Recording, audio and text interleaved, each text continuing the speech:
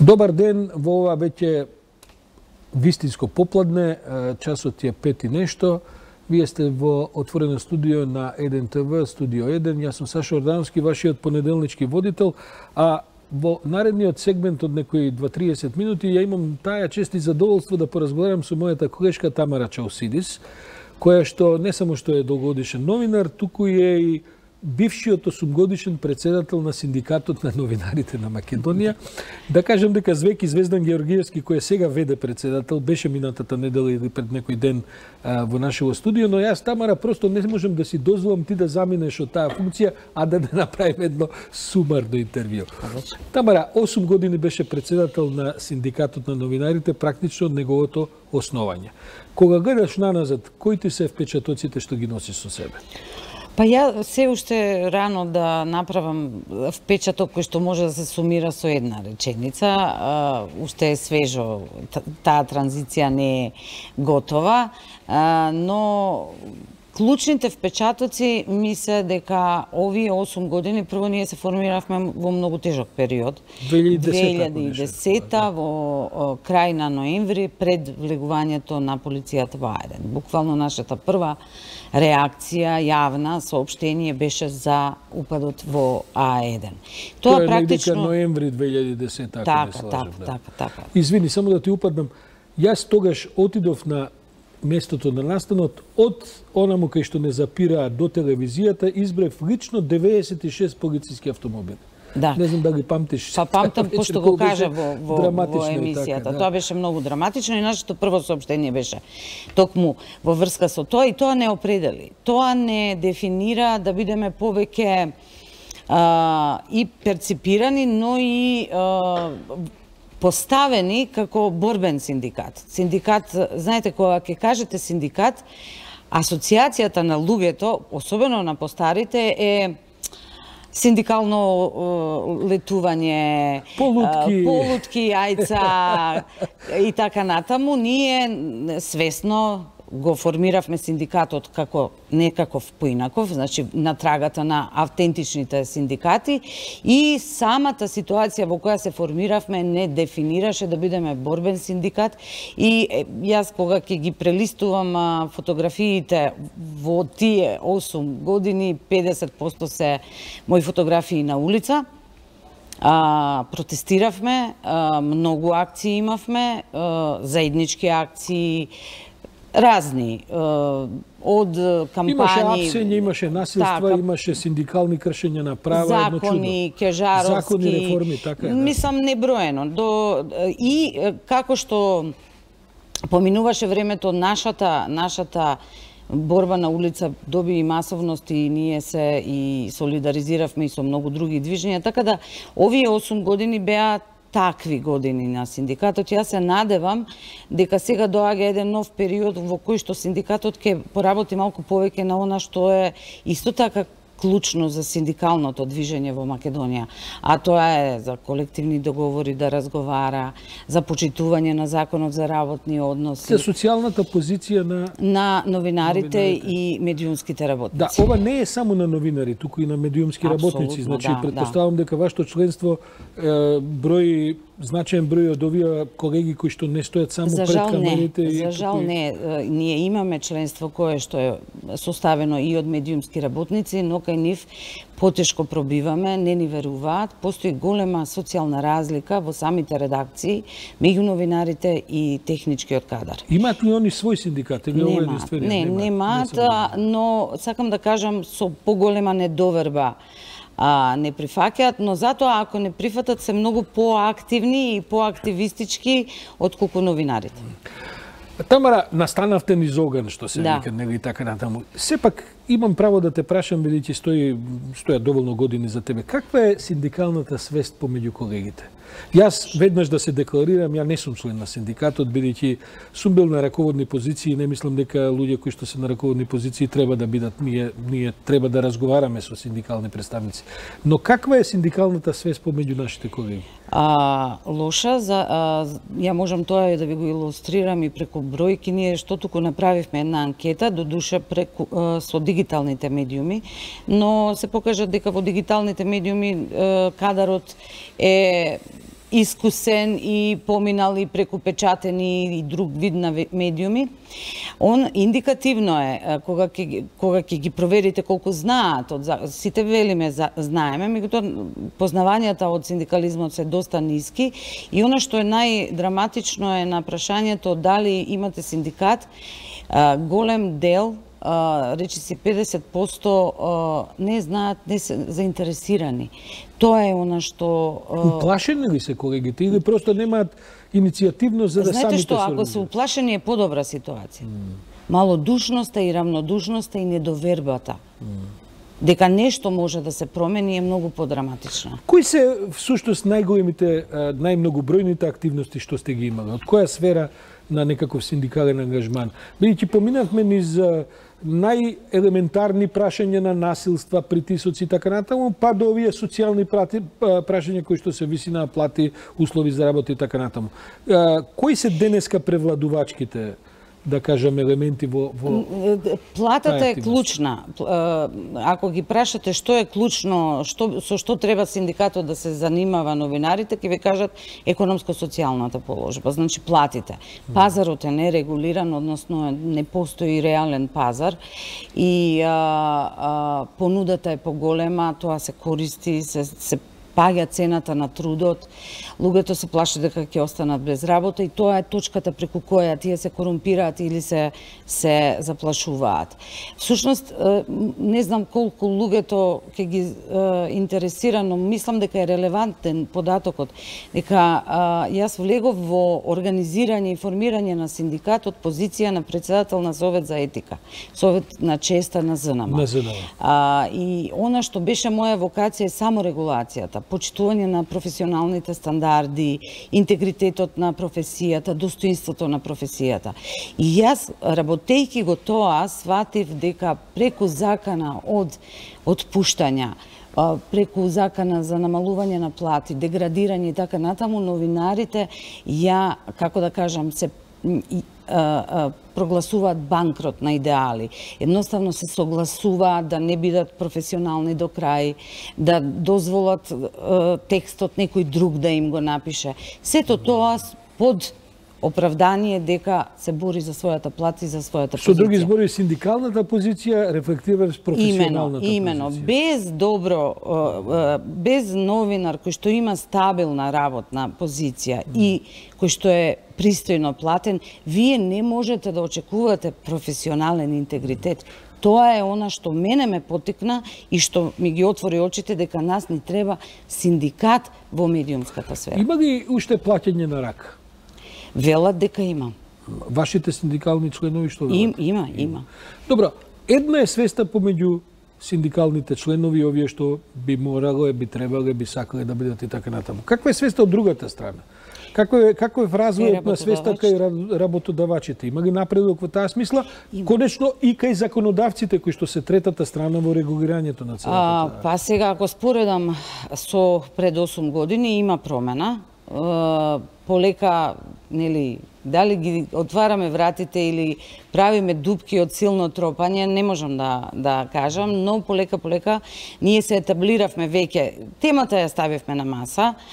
Така што, мислам, од банални, ја можам да ви кажам, сега тоа изгледа како банално, но во медиумите порано годишните одмори се даваат така, календарски денови и толку. Ние го со разни методи успеавме да го внесеме повторно во медиумите, нели, она што е законска одредба. И тоа е многу битно да се каже. Ние се уште се бориме за почитување на законот за работни односи, не за колективен договор кој што треба да ви даде и поголеми права, туку за почитување на законот за работни односи. Споменавте плата на рака, се уште го има тоа. Хонорарци по правило, по закон не се дозволени, се уште ги има.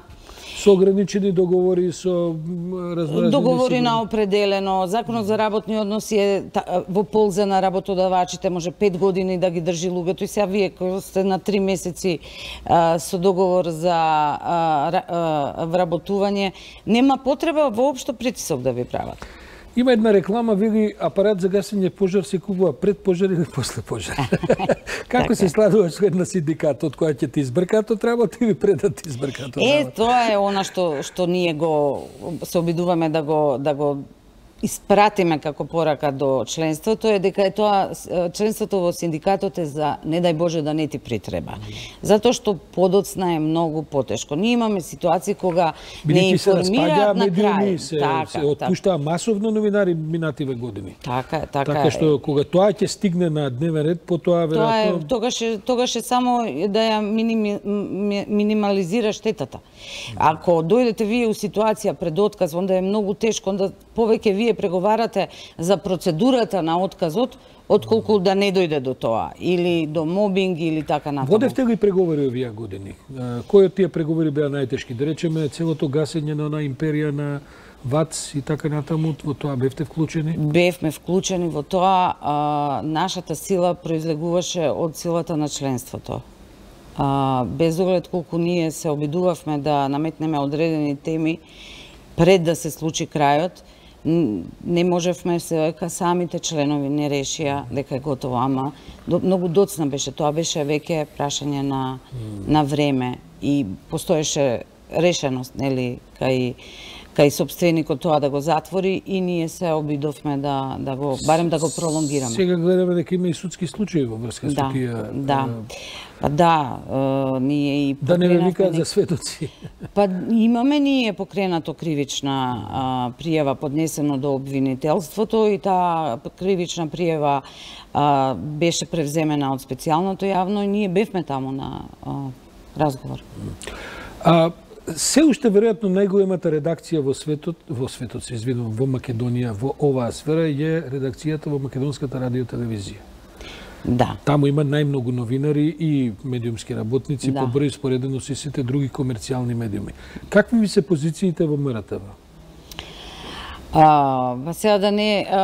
Не прашувам конкретно, се разбира, не мислам дека треба да доведете колегите во непријатна состојба, но што се случува таму? Видете, тие имаат синдикат на ниво на работодавач. Значи, постојат, они се синдикално организирани, таму кога ќе се вработи... Во новој синдикат? Вон вашиот да, тоа е синдикат кој што е, не знам точно дали е на ГИФИК или у СИЕР, мислам дека отидоа у синдикатот за рударство и индустријски работници. Они имаат право да изберат каде ќе одат, бидејќи се тоа на пониско ниво организирани. Ние сме Гранков синдикат, кај нас се синдикати на различни медиуми, но МРТ е на ниво на работодавач. И имаат синдикат, таму секој кога ќе се вработи по автоматизам е член на синдикатот. По автоматизам? Да, тоа е оној старински. Старински и така мислам дека и функционира, луѓето се задоволни, добиваат не знам, за 8 март Сваровски ланчиња, имаше во бивша за Великден јајца. Во бивша Југославија вика радио, не радио, свирати радио.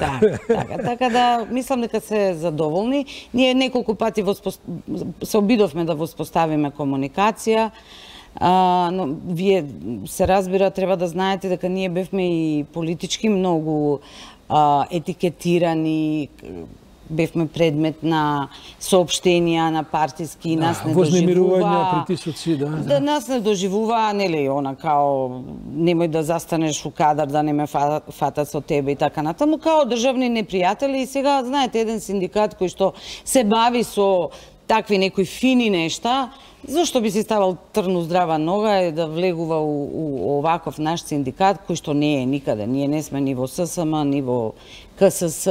Како сте со меѓународната соработка? Пред да ве прашам со државата, како ви се односите? Но која сме веќе на темава. Синдикатите сепак црпат и некаква меѓународна соработка и сила таму. Успеавте да се етаблирате во последните 8 години? Знаете што, ние сме полноправна членка на Меѓународната федерација на новинари, која што е уствари федерација на синдикати и таму сме полноправна членка, речиси 4-5 месеци од како се формиравме. Веднаш не примија, бидејќи ние веднаш имавме индустријски акции, веднаш се етаблиравме во јавноста и не препознаа како автентичен синдикат и сме членка и на Европската и на Меѓународната федерација на новинари. Занимливо, претходната власт не направи паралелен синдикат, како што да речеме се обидува да направат, па и нешто и направија околу Сдруженијето на новинари на Македонија. Не сте информирани, направија? Направија. Па тоа ме интересира. Да, направија, ама на крај. Таја? Веројатно последни дојдовме на ред. Не, уствари не, грешам. Направија и потоа тргнаа со Совет за етика да прават, ама тука веќе беше има е паралелно. Тој уште постои, бидејќи гасењето е малку веројатно потешка процедура, треба луѓето и да сакаат да го угасат. Тој постои, можеби утре ќе биде актуализиран. Председател беше Градим, еден колега од ТВ Нова. Така. И тој се состои од синдикати носители на Курир или носители на Република. Не ме држете за збор. Имате членови во вашиот синдикат од овие медиуми кои што беа жестоко во поддршка на власта? Не, ние имавме членови носител и во еден ден луѓето сите беа принудени да потпишат исписница. Бидејќи ние се судевме со Сител, нашиот тогашен подпредседател работеше во Сител и беше подпредседател на синдикатот. И во моментот Драган Антоновски, кога него го избрка, ние нормално ја покренавме судската постапка, која ја добивме. И он доби обештетување, но како последица на тоа, сите членови од Сител се отпишаа од синдикатот. Какви ви се искуствата од преговорите и со претходната, па и со оваа власт која веќе година и пол, ќе биде и две наскоро на власт, бидејќи сепак е власта таа која што ги диктира законските одредби за тоа како се регулира областа и во работните односи и во професијата. Има ли разлика помеѓу претходната и оваа власт? Па, толку е голема разликата што е. Не можам навистина да споредам. Ние бевме игнорирани, тоа е, нели, таа метода како да девалвираш одредена организација или да ја етикетираш, како што го правеа тоа, нели, да формирајте си партија, па не знам што, или не игнорира, додека не... Видете, новинарската заедница е, ја не знам, една од ретките професии која што во времето на Груевски успеа да го натера да ги повлече одлуките или да се поправи. Јас не се сеќавам дека некоја друга професија беше толку борбена. И под таков притисок, не само борбена. И за Кежаровски, и законот за хонорарците, законот за медиуми го влечкавме година дена, тоа требаше да беше завршено за 8 дена. Така да борбата која што ја покажавме и отпорот беше сериозен. Сега, имаме нова власт, имаме нова министарка, која што апсолутно е отворена за диалог, но за жал оваа власт има други, нели, приоритети. Законот за работни односи, онаков каков што го ветија во нивната програма, кој што извонредно, мислам, тоа ветување е навистина многу важно, никако да дојде на ред. Помалку се прочуени овие СДСМ за големи ветувања, потоа немаат време за да ги остварат. Таа борба која спомнувате, тоа е борба во која учествуваше и Сдруженијето на новинари на Македонија, учествува и разноразни други медиумски организации, како Институтот за медиуми, како неколку други невладини организации. Не само медиумски. Тоа е поентата. Значи, ние кога влеговме во борбата за враќање на дигнитетот или барем успорување на нападот врз медиумите и нивно претварање во пропагандни алатки, не бевме ние сами во тоа. Бевме заедно со Сдруженијето, но не само. Еве, например, синдикатот во еден период дури формиравме некаква неформална група која ја нарековме Повелба за солидарност. Го вративме 1 мај на улиците, односно го омасовивме. Тој веќе беше преку левичарските здруженија присутен, меѓутоа го омасовивме, го вративме разговорот за синдикатите и за синдикалните права. Имавме одлична соработка со УПО, со големи синдикати. Не се либевме во тој напор да проговориме и да им дадеме гласност на темите кои ни се важни, не се либевме да стапуваме во сојузи и да бидеме солидарни со лекарскиот синдикат, ако се сеќавате. Јас сум бил активен во дел од овие активности, иако не сум бил формален член на раководни или други тела и така натаму. И памтам дека конечно не секогаш имало унисоности, како да кажам, споделување на сите ставови помеѓу овие новинарски организации, но онаа чувство и онаа борба за интегритет, за правда, за слобода и така натаму, навистина издоминира во тие тешки години и тоа е веројатно она што и вас како синдикат ве одржа на површина, иако притисокот беше жесток од една многу организирана власт, вешта, а и богата, да бидам искрен, бидејќи таа не се либеше да потроши средства и други ресурси за да ве клекне на колена, па не им успеа. Каде е Македонија, бидејќи тоа искуство го имате во споредба, да речеме, со соседните земји, со балканските земји во синдикалното организирање на новинарите? Какви се ситуациите кај нашите колеги, да речеме, низ бивши југословенските простори? Па ќе ви кажам веднаш, во Босна немаат синдикат. Немаат синдикат, после толку години? Не, таму е едно здружение влезено во Европската федерација на новинари. Имаат во Црна Гора, он е помлад, единствено тој е помлад од нашиот. Имаат во Србија, Во Србија како работат? Во Србија е специфична ситуацијата, бидејќи они имаат синдикат на државните медиуми. Они не Добро, пробиле... Тоа е стариот синдикат, што си постоеше како... Па не, има многу синдикати. Кај нив е па тој проблем. Кај нив, да речеме, во радио, телевизија Србија има 6 синдикати. И тоа е 6 синдикати? Да, и тоа е сериозен проблем. Но синдикално се организираат само државните, односно јавните предпријатија. А кај нив е тргна тој процесот, кај нас тој се случи 2000-2001, кога и немавме синдикати. И ние сме, да речеме, еден од ретките синдикати во регионот кои што има членство во приватни медиуми.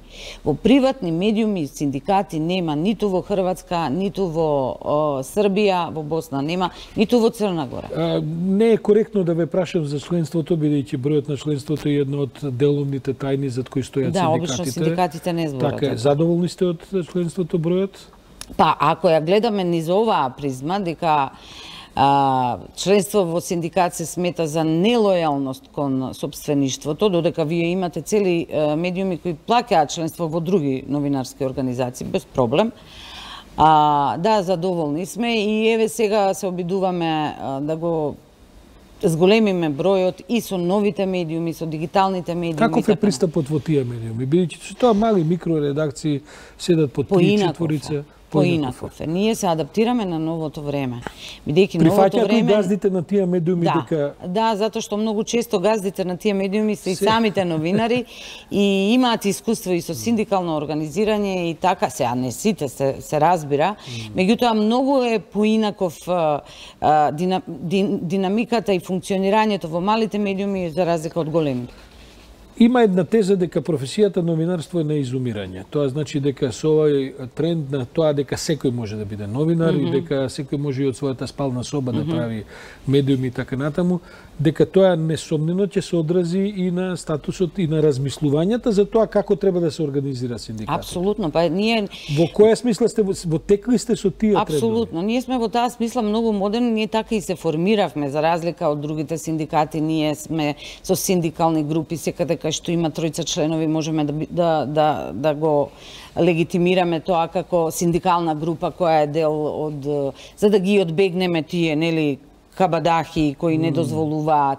И така и сега е менувањето токму во ова. Да, јас не се согласувам дека професијата е на изумирање, на јавноста секогаш ќе и треба новинарско читање на работите, значи врамување на приказната, објаснување зошто, а не само што, не само кога, туку и како, зошто е тоа важно. Секогаш тоа јавноста ќе има потреба. Контекстот. Така е. За контекстот и за новинарски израз. Медиумите се менуваат. нели она носачите на професијата ќе се променат. Во синдикална смисла тоа значи дека повеќе нема работно време, новинскиот циклус е 24 сати, тоа значи дека човек може да работи за 5 различни редакции за да остварува приход. Во таа смисла вие мора да имате некакви структурни прилагодувања, бидејќи новото време носи нов начин на вработување на статус. И нема веќе дури во нема од 7 до 3, нема класични одмори, нема класична она дихотомија меѓу газда и работник и во малите, да речеме, редакции, но се прилагодуваме. Целата идеја е дека новинарството е јавно добро. И ако вие сакате да имате општество кое што е демократско, кое што е хумано, кое што ги почитува европските вредности, вие мора да имате квалитетно новинарство. Тоа не е во интерес само на работникот кој што ја продава својата работна сила, туку е во интерес на самото општество. Да, Тамара, ама тоа подразбира газди на медиуми кои што разбираат дека кога ќе покренат медиум, тој веќе не е нивни, туку е на јавноста. И дека тоа не е исто како да направиш фабрика за џамови или фабрика за јајца произведување. Дека штом се влегол во етерот, веќе си предмет на јавен интерес и тој медиум речи си да веќе не е ни твој, туку е на услуга на јавност. Синдикатот, меѓу другото, и ова е добра можност да го кажам тоа јавно, во станови награда, која ја именувавме по Роберто Величанец, кога го загубивме, ете, и во тоа тешко време беше многу важен и драгоцен за општествено одговорен медиум. На тој начин синдикатот сака да го промовира, да ја промовира максимата дека медиумот мора да биде општествено одговорен, бидејќи новинарството е јавно добро. И еве сега е конкурсот. Идејата е самите наши членови и новинари да го кандидираат својот медиум. Критериумите се токму тоа, почитување на новинарството, третирање на јавниот интерес во новинарските содржини, односот кон вработените и така натаму. Има неколку и на нашиот сајт е тоа објавено, критериумите, и тоа ќе биде во крајот на декември доделено таа награда. На крај сме од овој разговор, поминаа 28 минути да не забележиме. Сега морам да ве прашам, значи вие заминувате, Звездан Георгиевски е привремен председател, ВД и така натаму. Што значи тоа сега за синдикатот? Што ќе се случува наредниве месеци следната година? Како ќе продолжи синдикатот сега понатаму во сите овие области што ги разговараме? Пред се како ќе изберете нов председател? Ние имаме таа склоност да ги персонализираме и институциите и организациите. Не случајно луѓето и ние во статутот имаме дека после 8 години председателот не може да се кандидира, бидејќи синдикатот почна да се поистоветува со мене и со моето име, и сега е време тоа да се смени. За жал, јас оставката ја поднесов во октомври, никој не се јави да ја превземе таа палка, но Звездан Георгиевски е еден од основачите, еден од членовите на извршен одбор и така натаму, искусен колега, кој што ја превзема оваа функција, додека новиот извршен и новите активисти не се пронајдат во приказната, и сега ќе видиме, треба да полета. Значи конкурсот е отворен. Да, така е. Тамара Чаусидис, благодарам многу за овој извонеден разговор. Јас самиот уживам во него, се надам дека и публиката. Ван, почитувани гледачи, ви предлагам во наредните 15 на минути да одгледате едно интервју со еден човек кој се вика Алфредо Саат Фильо и кој што е економски политички економист, кој ни доаѓа од еден познат универзитет во Лондон, бразилец инаку по своето етничко потекло, но живее и работи повеќе од 15-20 години во Лондон, кој што има едни левичарски погледи на тоа како неолибералниот капитализам практично ја уништува перспективата на демократијата и на општествените демократски заедници во Европа и во светот. Мислам дека разговорот ќе биде занимлив, бидејќи многу тие теми за кои што разговараме со господинот Фильо во тој разговор се она што нам ни се случува, па и не само нам, на цела Европа, практично секојдневно. Ве оставам со професорот по политичка економија Алфредо Саат Фильо.